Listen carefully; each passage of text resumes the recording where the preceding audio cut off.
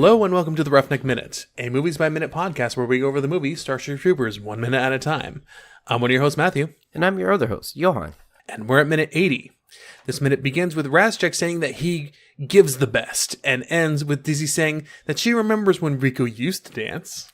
Yep. Well, she can dance, and he can dance if he wants to. Yeah, she could, but she could also leave her friends behind. Because, those friends probably don't dance. And you know what they say, that if they don't dance, well, they're no friends of mine. I'm glad we committed to that. It's actually like one of our favorite things. We actually carried that joke since before you had a kid. Gosh, we just constantly do that, and just different iterations of it too. Yeah, it's the best. It is the dumbest, and my wife will just roll her eyes constantly for that too. Yeah, I know, and you roll your eyes at me whenever I talk about that's what she said. Yeah, I know. Oh gosh, so yeah, we get Razchek saying, beginning of our minute, he says that he gives the best. So he expects the best, but he also gives it. He's harsh but fair. Yeah, he's so to say. Yeah, he's spank with one hand, comfort with the other, except not as abusive. Yeah, he knows how to get the best out of everybody that's in there. And how is he going to give the best? Well, he cracks open one of the containers and says, "Here's the beer."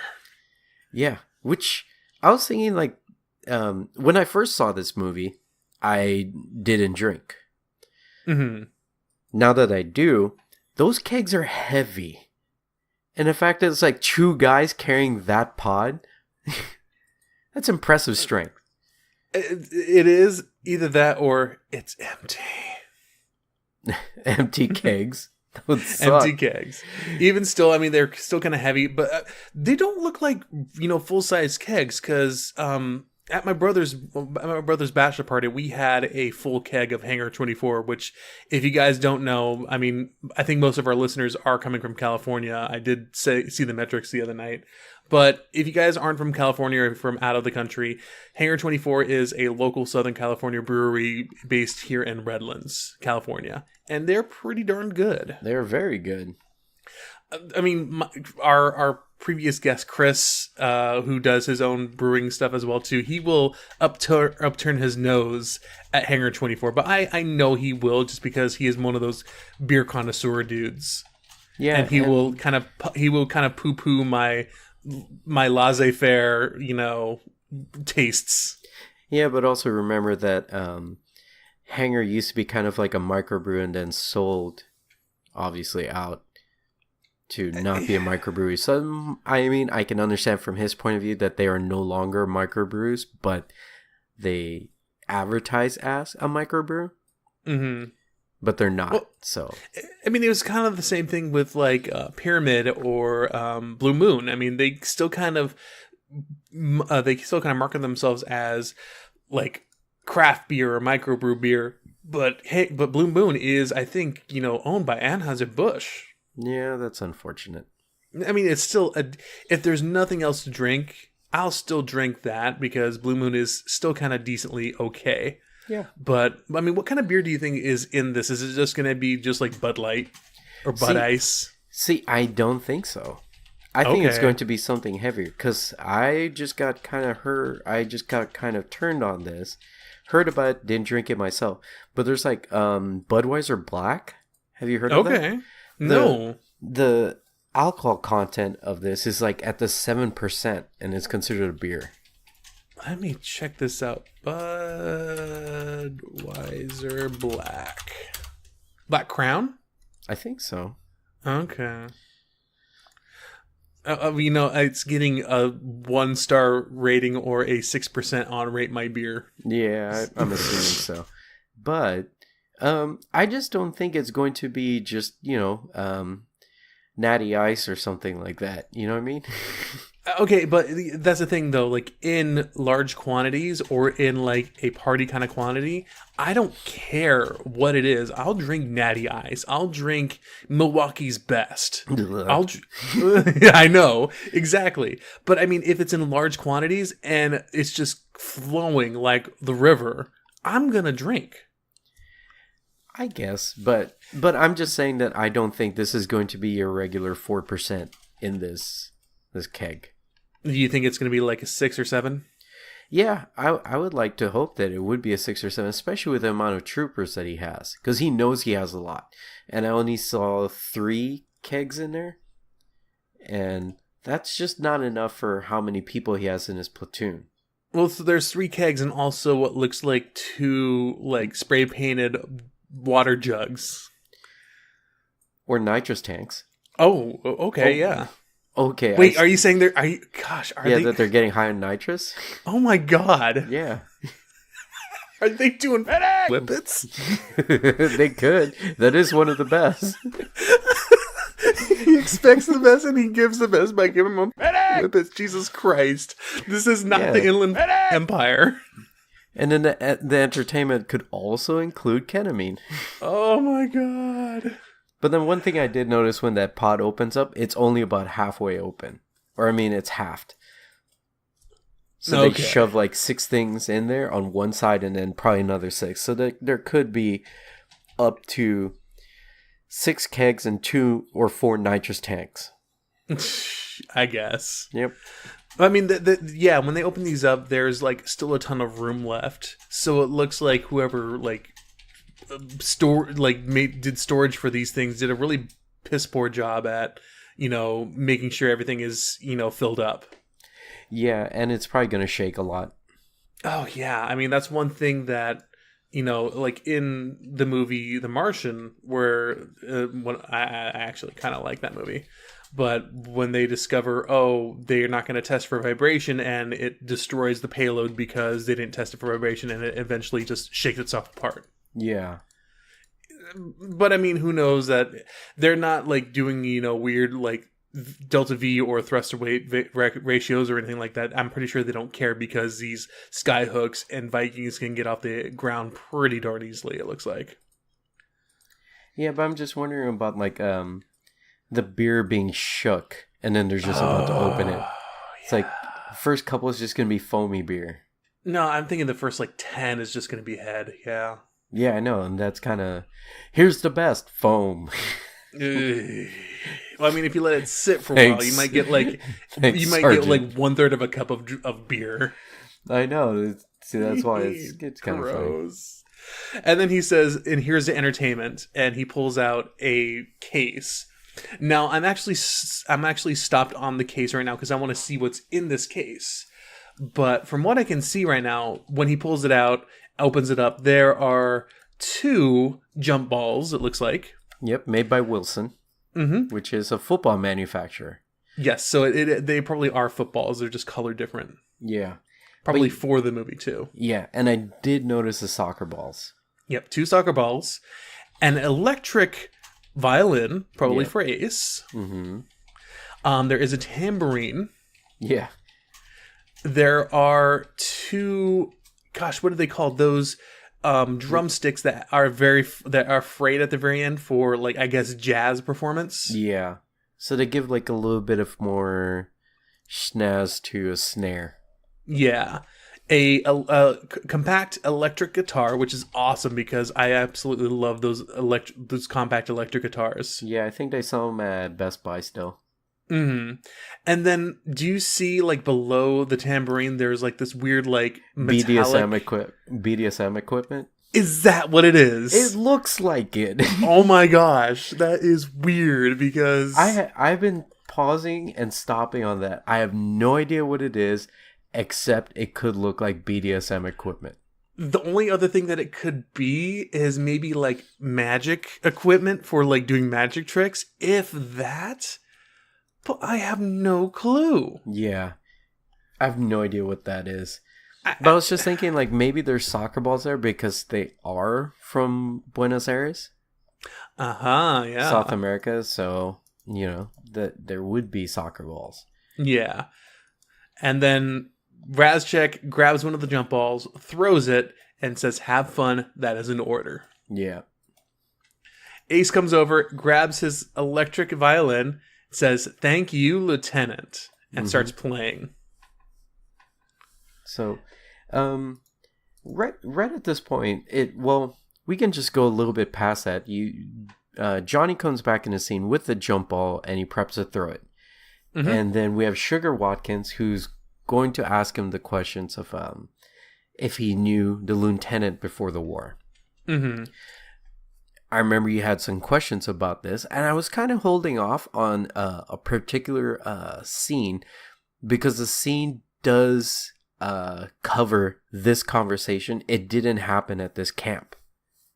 Oh, okay. So, after they destroyed the tanker bug, they go into Bug City, and they actually come across a queen bug. Oh. But before they do, Sugar asks him, "You knew the lieutenant before the war. What was he like?" Johnny says, "He was a teacher, kind of a know-it-all. Always had this little smile." And then, of course, Sugar says, "Geez, I don't think I've ever seen him smile." And then you had that question. You remember the question you asked? Yes. So towards the very end of this scene, or towards the very end of this minute, he says, "Well, you don't really smile when your bottle fills up when you find out that your kids got smeared or whatever the heck it was." I don't exactly remember the exact line, but basically Rico says that you don't smile that much when your kids get smeared. And I was wondering, wait, did Razchek have kids? See, and we did have this like little talk, like maybe he's talking about the kids in his class, because some teachers like those are their kids type thing, and they seem grown up. In the script, this would have answered your question. It says, "Must fill your bottle up real quick when your wife and kids get smeared." Oh, the wife, like, I don't know why they buried that lead, but that changes everything of why he joined.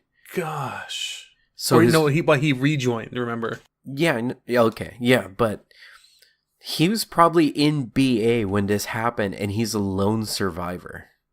Oh my gosh. Dude, that is just... It makes him that much more tragic now. Yeah.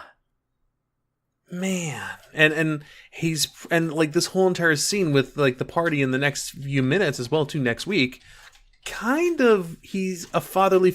I mean, we did this like he was kind of like that dad figure at the party, or I'm sorry, at the dance too, and I think he's seeing it a little bit too now, like in the next few minutes. But we'll get to that when we get to it. But gosh, it makes it so much different now that he probably does see Rico as like a son, like a surrogate at least. Yeah. So, but that just kind of answers yeah, because I always wondered why he said it must fill your bottle up real quick when your kids get smeared. But if they added the word your wife, that changes it. That means he had a family. I mean, everyone who was in BA, or everyone who lived in BA in the mobile infantry did get, probably did lose someone. Even still, though, like, he doesn't talk about it.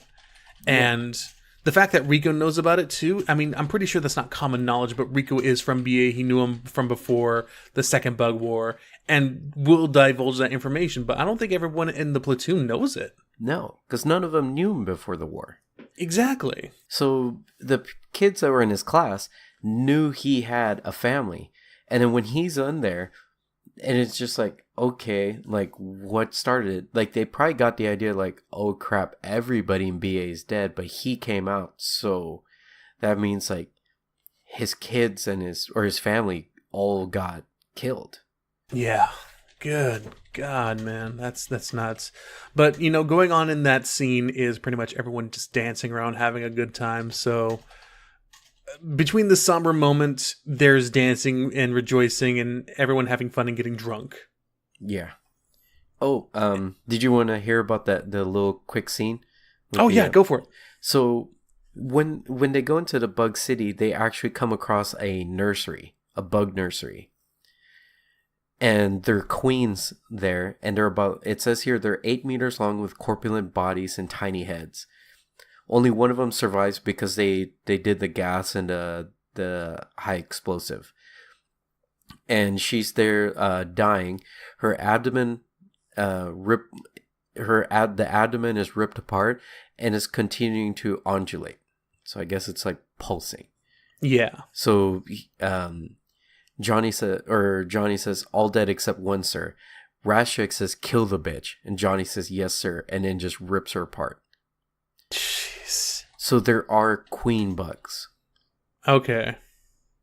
For well, in the script at least. But yeah, I mean, who know, like, how would that work though? I mean, even still, like, I mean, are they popping out different eggs for different types? I know. I see, it says the queens. So I think there's multiple ones. Okay, that makes a little more sense though. So there'd be like a hive mentality, a hive queen, like, so you have like a tinker queen, a warrior queen, and a like a plasma queen or something like that, or even like a chariot queen or something like that. Yeah.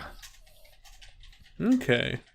It's kind of weird. You know what that reminds me of though, like, because again, my wife and I did watch Aliens the other night or a few nights ago, and it just reminds me. I remember seeing this really, really awesome fan art of a xenomorph crossed bred with a warrior bug from Starship. Ooh. Oh, it's super cool. And if I find that picture, I will post it for this particular episode. But it's one of my favorite pictures because just imagine it like a swarm at like a whiskey outpost of just those. There wouldn't be anyone surviving in that, man. Trying to find it online right now and I can't. It's this xenomorph warrior bug, yeah, I think. Yeah, I found it right now. Yeah, it is intense looking. That would be scary as hell. Yeah. And still got the arms of the xenomorph on it too. This thing is terrifying.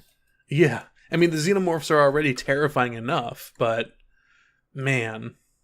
Yeah. Still cool. All right. Yeah. And then Dizzy comes up. Oh, yeah, thank you. Yep, send it to you. Yeah. Then Dizzy comes up and she says, come on, Corporal, let's dance. Yeah, and in the script, it's just, come on. Like, she grabs his hand. And then Johnny says, nah, I don't do that anymore. He's starting to become Rashik. Like, I think he's trying to hard himself up because of who he's starting to emulate. Gosh, so what you just sent me to, I gotta put this out there. But what you just sent me is a Google image search, and I went down a little bit. I found guys, if you know what Rule 34 is. Oh, jeez, did I just? Oh, okay, I thought I sent you the.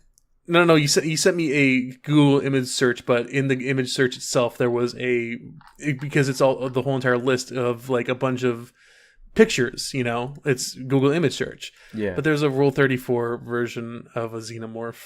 And guys, if you know what Rule 34 is, basically it's rules of the internet. Rule 34 is if there is a fandom of something, or if there's a picture of it, or if there's something on it, there's probably going to be a nude version of it or a porn version of that. Rule 35 is if there isn't one, there will be eventually. Yeah. Okay. So yeah. It's a lady xenomorph, and she's got boobies, and they're out. Don't look that up. Please don't look that up. Oh, jeez. I was just trying to send you the picture of the photo. Did you at least get that one? I got that one. All right, cool. Yeah, but as I said, I mean, I went back and looked it up myself, and yeah, I saw Rule 34. I don't want to see that. But there is someone who wouldn't mind seeing Rule 34 of, and that's Dizzy. Yep. And she wants to dance. I'd dance with her. Let's dance.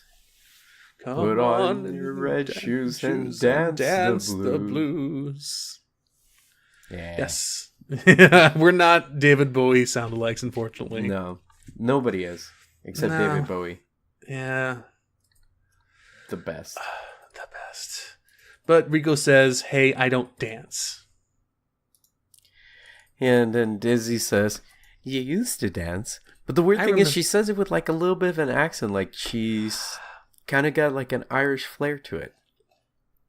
I don't know why, but maybe it's just the different, like, just a different way of her saying it, and they just went with that version of her saying it. Because, they probably did, like, multiple takes, and she just, I don't know, like, if you ever notice, like, sometimes you'll say something and it sounds a little weird to yourself. Yeah. Like, you'll say it differently, or you say it with, like, a little bit of accent or something like that. Well, I'm wondering. Don't even think about it. I'm just wondering if they're just in the spirit because Ace is playing the violin like a fiddle, and he's got kind of like an Irish jig playing in the background that maybe everybody's starting to get swept up in it. It is not an Irish jig. This is Dixieland. Oh, is it Dixieland? Yes. Okay. Oh, so well, you paid attention to what he actually plays better than me. So this is me wondering: does Ace come from the southern United States, or what's left of the United States?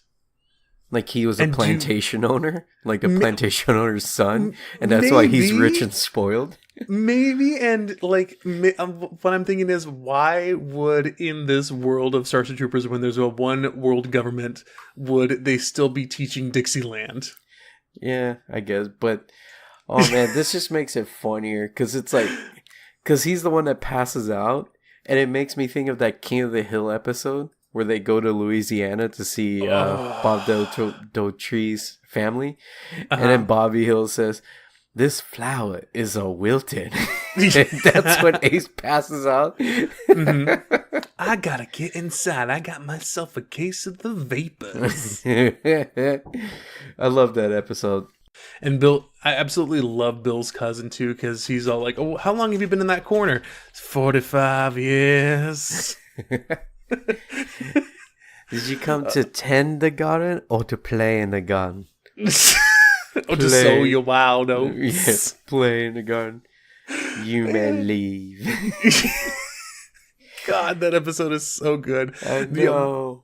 One thing, I'm so glad that it didn't continue on until its death, but thank God Mike Judge did King of the Hill. Guys, if you did not give King of the Hill a chance, don't watch the first season, because the first season is kind of weird, but I mean, if you guys want to, start with the second season. Second season is amazing. Yeah.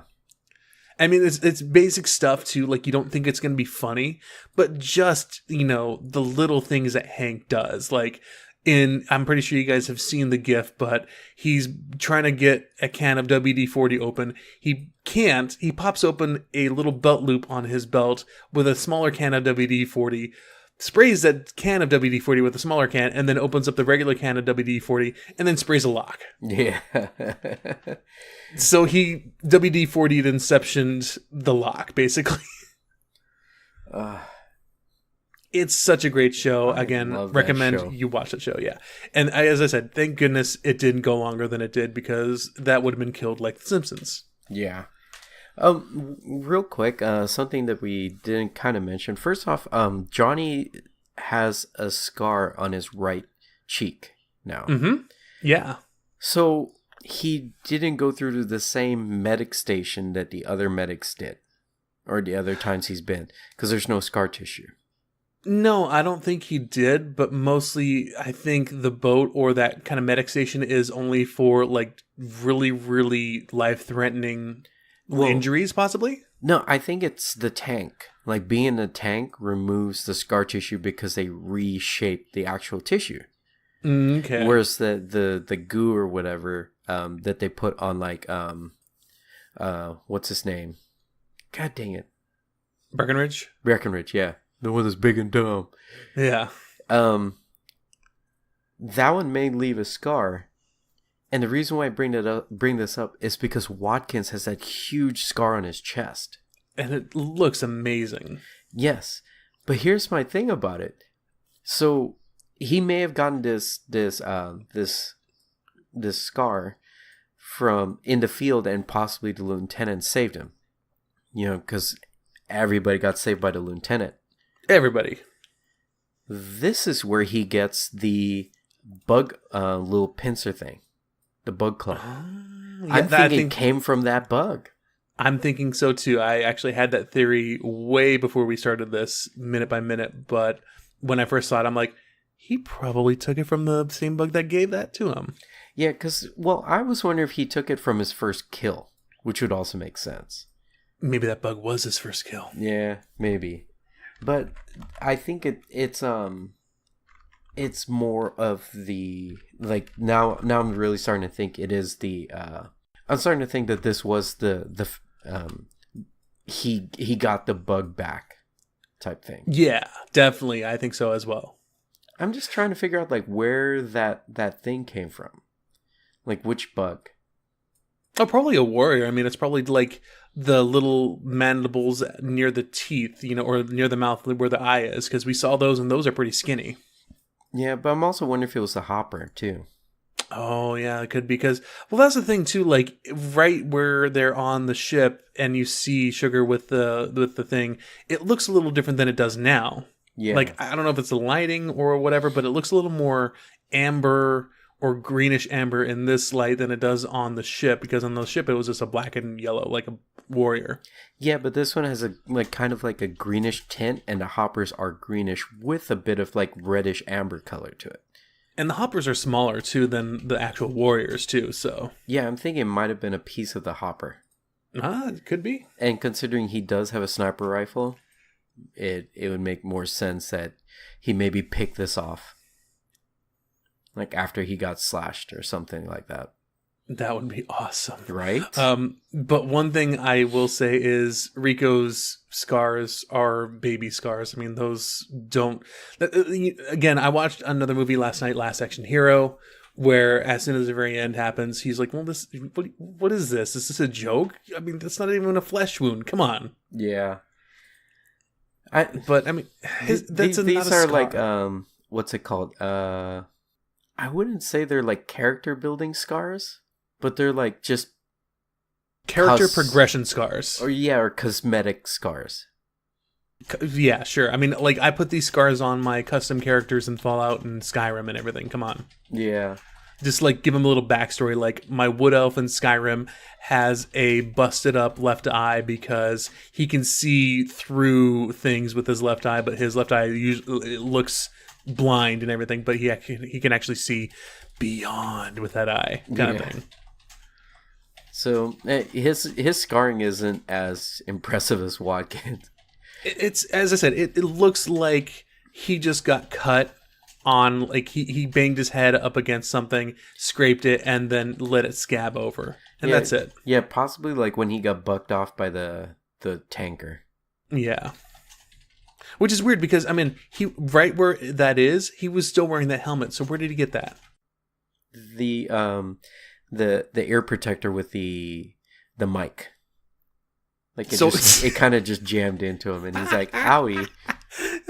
Self-inflicted. Owie. Maybe he self-inflicted it and be like, I need a scar too. Yeah. Or he's like, owie, owie, I'm taking my gun and going home. Medic. But that's really where that minute ends, guys. Do you have anything else you want to say about this particular minute? Nah, I think I'm good. All right. Well, where can they find you, Mr. Han? You guys can find me on Twitch and Instagram at JDASHD26. You can find me on Twitter at OMGIt'sJohan. And you guys can find me at AltTabMatt pretty much anywhere on the internet from Twitter, Instagram, or Twitch. You guys can also follow the show itself on Twitter at TheRoughneckMin, M-I-N. You can go to our website, theroughneckminute.podbean.com for any past episodes or show notes. Or you can go to our Facebook group, The Roughneck Minute Billet, where please, please, please do not post pictures of Rule 34, Starship Troopers, or aliens on there. Please do not. Or you can look up Rule 34, and let's see what develops. Don't post that either. I will ban you, and I am a swift and merciless mod on that site, so please don't post any Rule 34. Okay, so you hear that, everybody? Just DM Matt all your Rule 34s. That's fine with me. As long as my wife doesn't look over my computer. Honey, don't look over my computer with all the Rule 34. But you guys, please go ahead and subscribe, rate, and review us on iTunes, Google Play, or any other podcatcher you guys can find as well, too. And thank you again for anyone who has already done that. But I've been one of your hosts, Matthew. And I've been your other host, Johan. And we will see you on the bounce, troopers.